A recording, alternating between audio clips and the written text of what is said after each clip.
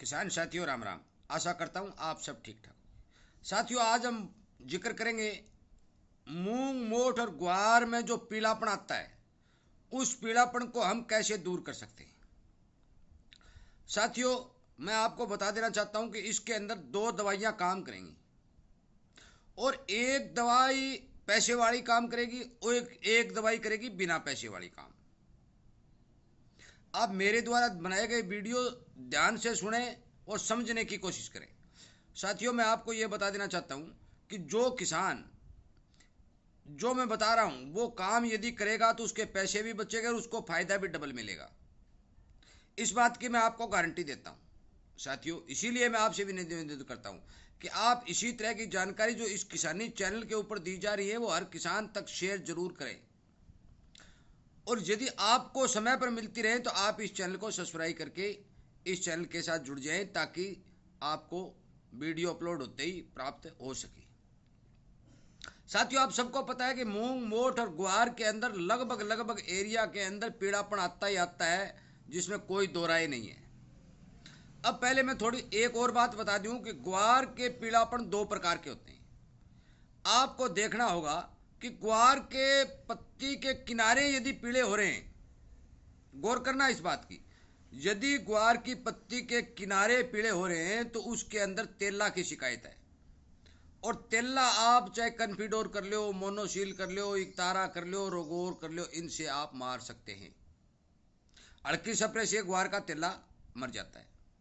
परंतु जो बीमारी हम जिक्र करने जा रहे हैं, मैं बताने जा रहा हूं, वो बीमारी है पूरे के पूरे पत्ते का पीला हो जाना। और वो एक ऐसी बीमारी है कि पौधे के ऊपर यदि वो लग जाती है तो आप मान के चलो कि पौधे का जीवन चक्कर ही खत्म कर देती है। इसीलिए ये इस बीमारी के आते ही या आने से पहले किसान को सावधान होना बहुत जरूरी है। अब मैं आपको दवाई बताने जा रहा हूं कि यदि आप पैसे वाली दवाई का यूज करेंगे, क्योंकि मुझे पता है कि किसान पैसे वाली जो डिब्बे में बंद होती है, सुंदर लगती है और ढक्कन से नाप नाप कर डालता है, उस दवाई को बहुत पसंद करता है। इसलिए उसे पहले बताना जरूरी है। इसमें आपको दो प्रकार की दवाइयां जो भी आप मन चाहे ले सकते हैं। पहली दवाई कॉपर ऑक्सोक्लोराइड, जो ब्लूटॉक्स के नाम से आएगा, वो इस बीमारी को कंट्रोल करेगा। 250 ग्राम 300 ग्राम प्रति बीघा या 400 ग्राम प्रति एकड़ के हिसाब से इसकी स्प्रे आपको करनी पड़ेगी। दूसरी दवाई इसमें है कार्बोडिजम प्लस स्ट्रेप्टोसाइक्लिन। यदि आप इस दवाई का इस्तेमाल करेंगे तो भी आपके ग्वार हो, मूंग हो, चाहे मोठ हो, उनके अंदर पीड़ापन की समस्या कंट्रोल होगी। परंतु साथियों, मैं आपको यह बात बता देना चाहता हूं कि ये जो दवाइयां दोनों ही हैं, कॉपर ऑक्सोक्लोराइड वाली जो मैंने बताई, ये फंगस को मारेगी और उसको कंट्रोल करेगी। और जो मैंने कार्बोडिजम प्लस स्ट्रेप्टोसाइक्लिन बताई, ये फंगस को मारेगी भी और पौधे के अंदर जाके भी काम करेगी। एक दवाई जो मैं बता रहा हूं कार्बोडिजम वाली, वो दवाई डबल काम करती है। और ये जो ब्लूटॉक्स का जो कॉपर ऑक्सोक्लोराइड मैं बता रहा हूं, ये एक सिंगल काम करती है। अब बात रही बिना पैसे वाले की।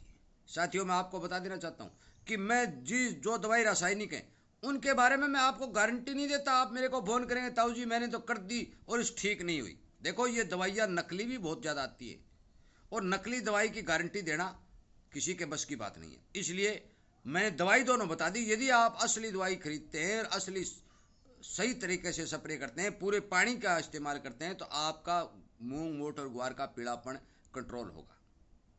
अब हम बात कर रहे हैं बिना पैसे वाली की। बिना पैसे वाली दवाई के लिए मैंने हर बार वीडियो के अंदर है ये बात आप सबको बोल ली है कि आप अपने घर के अंदर पुरानी छाछ इकट्ठा करें। साथियों, आप एक ड्रम के अंदर यदि छाछ इकट्ठा करते हैं तो 2-3 महीने बाद उस छाछ का क्लियरिटी पानी बन जाता है, वो छाछ नहीं रहती। और वो पानी जो बनता है वो एक ऐसी दवा बनती है कि आप मान के चलो, यदि आप उसका इस्तेमाल करोगे तो आपके सामने आपके खेत के अंदर जो भी रासायनिक दवाइयों का प्रयोग आपने किया है वो सारी फेल हो जाएंगी। इतना सुंदर और जोरदार रिजल्ट उसका देखने को मिलेगा। परंतु इसके लिए किसान को एक ड्रम खरीदना, उसके अंदर छाछ इकट्ठी करना, फिर उसको ऊपर से टाइट बांध कर 3 महीने से रखना, ये मतलब किसान को बहुत ज़्यादा कठिन। मेरी बात कड़वी है, आप माने या नहीं माने, मैं किसान की जो हर हालत है, क्यों किसानी करता हूँ, किसानों के साथ संपर्क में रहता हूँ, रोजाना देखता हूँ, तो मुझे इस बात का पता है कि किसान इसको इतना कठिन कार्य मानता है कि वो सोचता है कि ये तो नहीं होगा भाई। और कई भाई तो ये कहते हैं, ताऊ जी छाछ कहाँ से ले आए, लस्सी कहाँ से ले आए, पीने को भी नहीं है। अब बताओ, जाट के घर लस्सी नहीं है।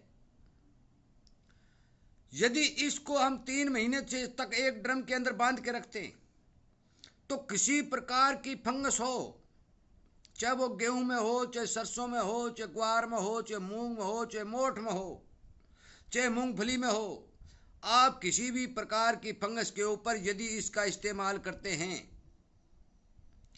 तो आपको वो रिजल्ट मिलेगा कि आप चौकन्ने रह जाएंगे। मैं आपको ये बता देना चाहता हूं कि मैं मना नहीं कर रहा, आप कॉपरोक्सोक्लोराइड मिला लीजिए, चाहे इसके अंदर कार्बोडिजम और स्टेप्रोसाइक्लिन के ये भी ले लीजिए। इसके अंदर यदि आप 1 लीटर प्रति टंकी के हिसाब से पुरानी छाछ मिलाएंगे तो आप ये देखेंगे कि भी वास्तव में आपने स्प्रे की है। साथियों, मैं आपको बता देना चाहता हूं कि बिना पैसे की जो घर पर दवा बनती है उस दवा का कोई मुकाबला नहीं है। माने या ना माने आपकी मर्जी, करे या न करें आपकी मर्जी। आपके पास पैसे ज़्यादा होंगे तो आप दुकान से खरीद के ले आएंगे और उसी की स्प्रे करेंगे। हो सकता है आप मजदूरी से भी स्प्रे करवा लें, भाई मेरे से नहीं होगी यार, तू कर दे। साथियों, मैं इस बात के पक्ष में नहीं हूं। जो किसान खुद काम करता है उसकी तरक्की होना क्लियर संभव है। सही काम करेगा, सही दवा डालेगा, समय पर डालेगा तो उसकी फसल होना भी संभव है। परंतु आप इधर उधर से दवा फेंक के आगे और उसके बाद में यदि मेरे को कमेंट करेंगे कि ताऊ जी रिजल्ट नहीं आया, तो उस बात की मेरे पास कोई जुम्मन नहीं है। मैंने आपको दोनों दवाई बता दी और मैंने 3-4 महीने पहले शुरू में, जब मैंने 6-7 महीने पहले वीडियो बनाने शुरू किए थे, तभी से इस बारे किसान को जागृत किया था कि किसान के घर में एक अमृत रोजाना तैयार होता है, उस अमृत को इकट्ठा कीजिए, अपने फसल के ऊपर प्रयोग कीजिए। नरमा हो चाहे, मेरा कहने का जो भी फसल, चाहे बागवानी, जो फसल, जो पौधे, उसके ऊपर यदि इस चीज का आप प्रयोग करेंगे तो आप रिजल्ट देखकर हैरान रह जाएंगे कि हमें तो इतने दिन तक कहाँ ये दवा छिपी हुई थी। इसलिए कृपया करके साथियों मेरी बात पर ध्यान दें, अपने हर साथी इस बात को पहुंचाएं, क्योंकि अब की बार मूंग और मोठ की खेती बहुत ज़्यादा है। यदि पीलापन आ जाता है तो फसलें घट जाती है। और मैंने एक पहले वीडियो मूंग के बारे में बनाया था, फिर मैंने कहा भी था कि पीलापन का रोग प्रतिरोधक क्षमता वाला बीज बोए, जो हिसार यूनिवर्सिटी का है MS1142। परंतु मुझे पता है कि सरकारी बीज कोई नहीं बोता, प्राइवेट WWW444 फलाना चमकीली थैलियों वाला बीज बोते हैं और उनमें पीलापन आना तय है। इसलिए कृपया करके यदि किसान के घर के अंदर पुरानी छाछ मौजूद है तो वो इस तरह के फंगिसाइड के अंदर वो मिला सकता है, दोबारा फिरने घूमने की जरूरत नहीं है। तेला को मारने के लिए एक तारा आदि भी इसके अंदर मिलाई जा सकती है। और यदि किसी किसान के घर में वो नहीं है तो अब भी इकट्ठा कर लें, 1-1.5 महीने तक यदि पड़ी रहेगी तो भी उसका रिजल्ट आएगा, परंतु ताज़ा छाछ का रिजल्ट नहीं आएगा। उसको गर्मी में छोड़ दे, धूप में छोड़ दे, छाया में छोड़ दे, एयर टाइट करके छोड़ दे, उसका रिजल्ट पक्का। जितनी पुरानी होगी उतना ज़्यादा रिजल्ट वो दिखाएगी।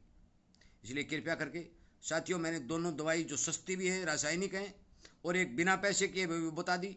जो किसान इस तरह के फार्मूले यूज करेगा, मेरा मानना है कि उस किसान के खेत के अंदर फसलें अच्छी होंगी। यदि समय पर बरसात होती है और फसलें ठीक ठाक चलती हैं और बीमारियां की यदि हम रोक लेते हैं तो मान के चलो कि किसान का प्रोडक्शन अच्छा उतरने की पूरी संभावना बनती है। इसलिए कृपया करके हर किसान तक इस बात को शेयर करें। यदि आपको इसी तरह की जानकारी मिलते रहे, इस बात के इच्छुक है, तो आप चैनल के साथ सब्सक्राइब करके जुड़ जाएं ताकि आपको समय पर ये वीडियो मिल सके। साथियों, वीडियो सुनने के लिए, लाइक करने के लिए, शेयर करने के लिए आपका धन्यवाद। यदि किसी कोई किसान का प्रश्न है तो वो कमेंट के माध्यम से मुझे बता सकता है, मैं भरपूर कोशिश करूँगा उसका समय पर उत्तर दिया जाए। आपका बहुत बहुत धन्यवाद।